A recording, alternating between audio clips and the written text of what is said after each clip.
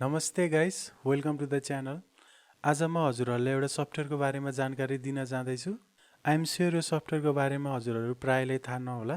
थाहा छ भने कमेन्ट बक्समा कमेन्ट गरिदिनु होला। यो सफ्टवेयरको काम भनेको चाहिँ कुनै पनि इमेजमा भएको टेक्स्टहरू अनि भिडियोमा भएको टेक्स्टहरूलाई चाहिँ हामी डाइरेक्ट कपी गर्न सक्छौँ र नोटप्याडहरू एमएस वर्डहरूमा चाहिँ पेस्ट गर्न सक्छौँ। हामीले युट्युबमा थुप्रै टाइपको ट्युटोरियलहरू हेर्छौँ।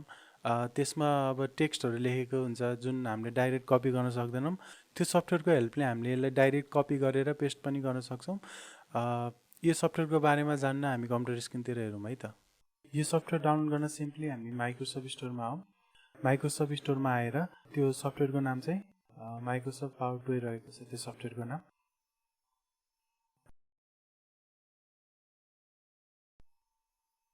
हामीले इजिली इन्स्टल गर्न सक्छौँ। मेरो कम्प्युटरमा चाहिँ पहिलेबाट इन्स्टल भइसकेको छ। तपाईहरुले गर्नुभएको छैन भने डाइरेक्ट इन्स्टल गर्दा हुन्छ है। इन्स्टल गरिसकेपछि हामी सिम्पली यसलाई ओपन गरौँ र तल गएर यो टेक्स्ट एक्सट्र्याक्टर भन्ने चाहिँ अन गर्नु होला है। मेन यसकै कामले गर्दा हामीले कपी पेस्ट गर्न सक्छौँ। यसको सर्टकटको लागि विन्डोज शिफ्ट टी युज गर्यौँ भने हामीले यसको युज गर्न सक्छौँ। त्यसको लागि हामी एउटा डेमो ट्राई गरौँ। मैले एउटा इमेज लिएको छु।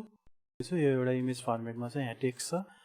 यसलाई युज गर्नको लागि विन्डोज शिफ्ट टी युज गर्यौँ भने हामीले यस्तो टाइपको हल्का डिस्प्ले डिम भएको जस्तो देख्छौँ।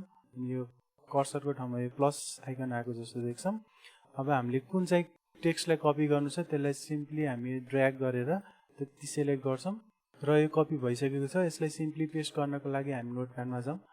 नोटप्याड ओपन गरेर कन्ट्रोल भी युज गर्यौँ भने हामीले त्यही टेक्स्टलाई त्यही इमेजको टेक्स्टको फर्ममा हामी नोटप्याडमा पेस्ट गर्न सक्छौँ।